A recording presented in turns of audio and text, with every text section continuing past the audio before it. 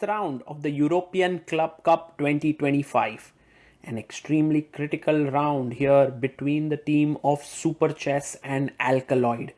Gukesh, representing SuperChess on the top board, comes in. You can already see Wei Yi and Yu Yangi from Alkaloid sitting on the opposite side. The SuperChess team is yet to arrive, while the Alkaloid team is there, except for their top board, Arjun Erigaisi. Gukesh versus Arjun. What a clash this is going to be. It's India number 1 versus India number 3. You can also say it's India number 1 versus the world champion here. And Gukesh and Arjun have had some amazing fights with each other. They played each other at the Norway Chess as well, where I think Gukesh managed to win a game where he was worse out of the opening. But in general, they have exchanged many blows with each other. In fact, in classical chess, Gukesh has always kind of had some struggles against Arjun. The arbiter comes in and starts the clock. I think it has been a normal thing for Arjun to come a little late to the games, and Gukesh opens the game with 1d4. Now remember, both SuperChess and Alkaloid are on 5 victories against their opponents. A handshake. Arjun comes in, and so both of them are on 100% score, and this could very well be like a championship clash, very important clash. Arjun relaxes himself. I think this has been Arjun's strategy here. Come to the game like a couple of minutes after it begins. No nonsense, doesn't have to sit on the board, doesn't have to really interact with anyone, can focus in and get things rolling. So Arjun takes a bit of time, and what's his first move going to be? He responds with pawn to d5, symmetrical, adjusts all his pieces.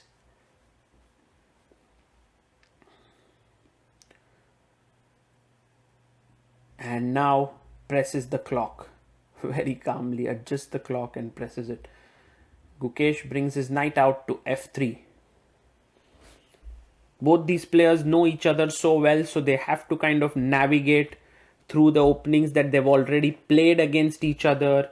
Pawn to g3 by Gukesh. So he's trying for some kind of a Catalan, but not really committing to the c4 move so soon. And Arjun quickly plays c5, striking in the center. It's an important move. But Gukesh goes bishop g2. Now this gives a little bit like the Grunfeld, reversed Grunfeld feel. Arjun takes on d4 and Gukesh castles. This is an important move because if you take on d4, black can go e5, but till you don't take, he can't play it. And now pawn to g6. There's also move h6 which is played here, which is interesting, but g6 played by Arjun, and knight takes d4. Now can you play e5? I just feel that with g6 already played, maybe e5 would weaken the dark squares a bit. So bishop g7 played by Arjun and c4 by Gukesh. Well, Arjun castles here, which means that we could potentially reach a very symmetrical position. Pawn takes pawn, knight takes pawn. So 100% symmetry here, and Gukesh goes knight b3. Now attacking the knight on d5, have to be careful here. And Arjun continues the symmetry with knight to b6. Maybe a better move was knight to b4.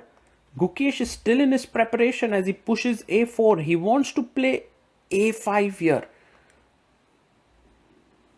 But Arjun quickly goes bishop e6. Now a very important move, because if you kind of get greedy and snatch this pawn, he wants to take on d1 and take on b3. Notice how this is defended. Very interesting. He takes on d8, Gukesh. And now rook takes d8. Bit confused here. Can we go knight c5? But then there's bishop d5. That could be possible. He goes pawn to a5. And now maybe knight d5 seems to be a pretty decent move, but you have to allow knight c5 and doubling of the e pawns.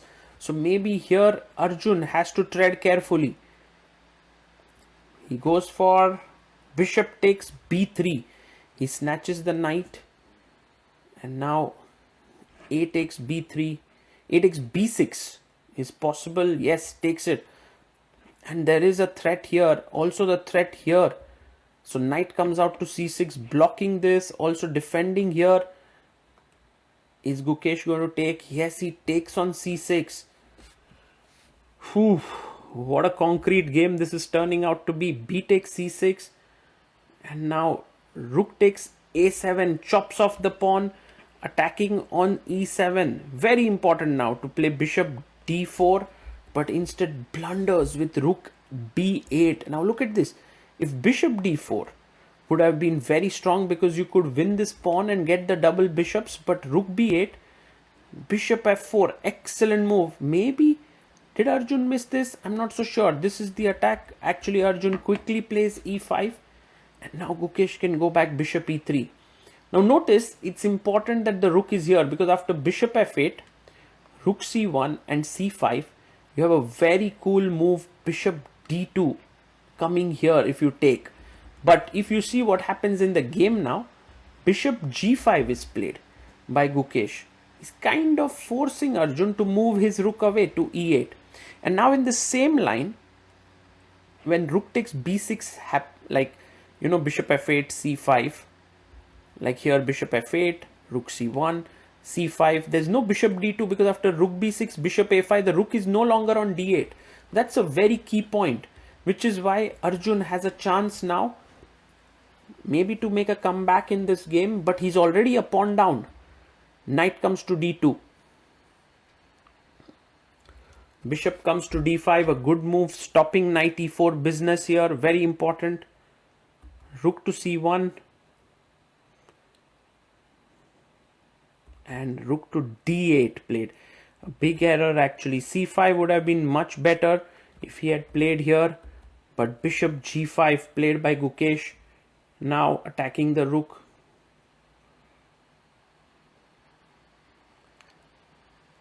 The rook goes to d6.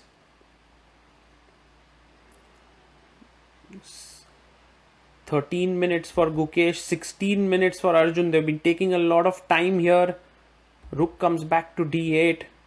And now the best move is knight to c4. He finds it. Knight to c4 is on the board. The knight is well placed. It's attacking the e5 pawn. And now Arjun plays c5. Gukesh chops off the e5 pawn. But now Arjun chops off the b6 pawn.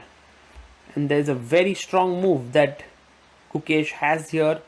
Can he find it? Rook d7. No, he misses it. He goes knight d7. He chooses the right square, but the wrong piece. Rook d7 would have been winning here, because after takes, there is the c5 pawn hanging. But knight d7, rook takes b2 played. Bishop to g5. Now threatening knight f6 and winning this if the rook moves. But I think what Gukesh could have missed is this move, rook a8. Very nice move by Arjun. There's no time to win this bishop. The rook is hanging. So check. And it seems like Arjun is back in the game. Insane. Knight to d5. Okay. Rook takes a7. Did you just give up an exchange? Check. Oh, he's winning this. He's winning this. But there is bishop g7. What a position this is. Takes. Insane calculation. Takes on b2. And rook takes c5. So Gukesh has won a pawn here. And also has a knight against a bishop. If you think about it, because all the pawns are on one side of the board, this could be slightly better for the knight as compared to the bishop. Also, you are a pawn up. So definite chances for Gukesh. You can see him completely locked in. But if you see this match as it's turning out, all the games are ending in draws, which means that this could very well become a super critical game. Rook comes back to c2. Rook to b7 played. And now e4 pushes the pawn forward. Arjun comes back, bishop e5.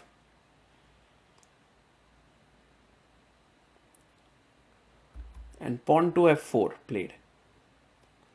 So rook b2, Arjun being so tricky, he's going into a minor piece endgame.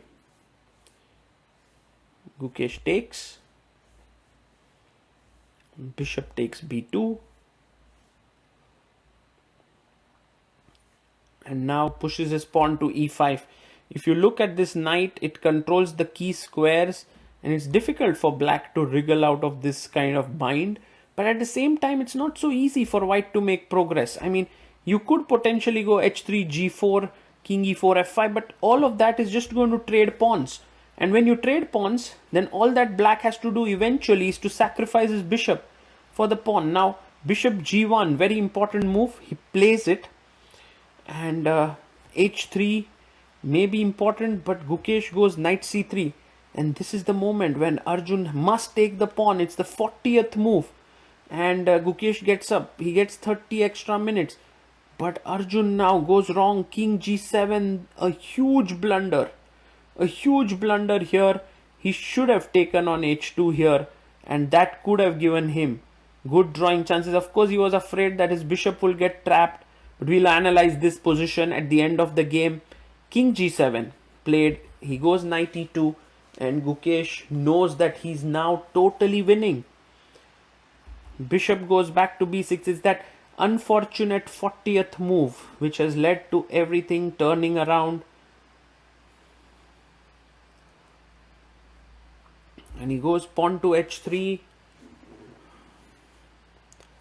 The problem naturally here is that you're going to go f5 at some point, and as black you cannot let white get in f6, and then slowly the king comes in. It's all completely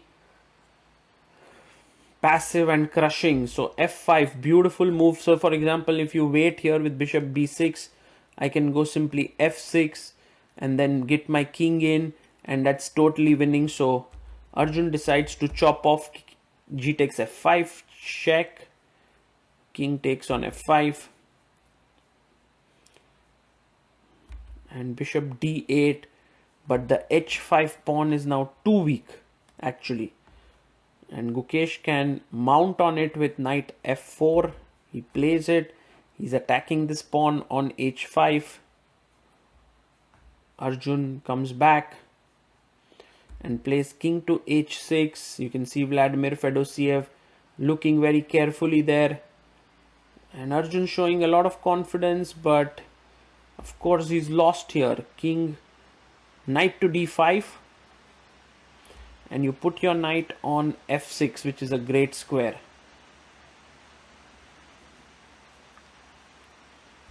So king goes back to g7. And Hari Krishna is also there looking at the games. And Gukesh goes knight to f6. Now the h5 pawn is hanging. You have to get back to h6.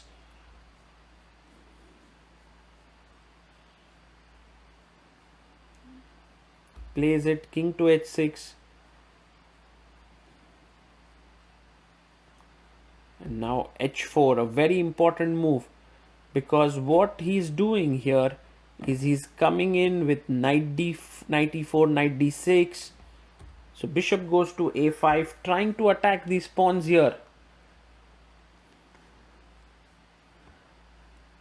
And he comes back knight e4. And notice, if you go like bishop e1 here, then there is king f6. And my king gets in and wins this pawn. So you have to kind of go back and stop this. So he goes back bishop d8. But now knight to g5 is a killer blow. Because then you attack this, and if you defend it with king g7, e6 is again a beautiful move. And if bishop takes g5, you have king takes and winning this pawn. So that's the reason why Arjun chops off the knight on g5. And h takes g5. King g7, and well, Now the important move here to spot is g6, which has been seen by Gukesh, and you can see the other boards know that Gukesh is winning, which means that this becomes a critical game for the team. And now Gukesh goes king g5. He's going to play his pawn to e6, then kind of win these two pawns and win the game. Arjun resigns here and starts talking to Gukesh almost instantly. And well, what a game this was. We can go back to the critical position here where Arjun could have very well gotten a draw, but he blundered. By the way, this game proved to be the most critical one, as all other 5 boards ended in draws, and SuperChess beat Alkaloid to take the lead in this tournament. Sole leaders now with 6 wins out of 6 matches, and this could not have happened if this moment Arjun would have taken, after bishop g1, knight to c3, take the pawn on h2. So the main point is that after knight e2, threatening to come here and win the bishop, I go h4, and after takes you go king e7, very important move, and after king f3, trying to win the bishop, you have to play king e6, very critical move once again. And after king g2, you take king e5, and once the knight moves, let's say knight e2, I just need to trade one of the pawns, and this is just totally winning. Although it may not feel so, but this is not easy for white to win. Black has a draw here, which is what Arjun did not assess correctly. He went for king g7, and once Gukesh got this structure, he was totally winning in the game. So very cool, this was very important. There were also a couple of more key moments in the game. One was this move, Gukesh, where he missed a big chance. Like after rook a7, this was Arjun's chance to equalize. If he went bd4, I don't think Gukesh would have gotten a big edge. But after rook b8, when we moved on into the game, at this point, it was clear that white would have won with rook to d7. That's such a great move. Also, if you go back, rook b8, I have this very nice move, bishop to g5, forcing a decision here. Takes, attacks the rook and threatens knight f6. And so after rook d7, it's difficult to make a move. Rook d6, rook takes d8, and then comes bishop takes c5, and you are 2 pawns up. So this was a big chance, but Gukesh missed it with knight d7. And what was lovely to see is how Arjun found rook a8 and this entire sequence to remain in the game. But in the end, it was Gukesh who won. A big battle, a fine battle between these two youngsters. And what I loved is how after the game they spoke to each other and continued to analyze. True champion.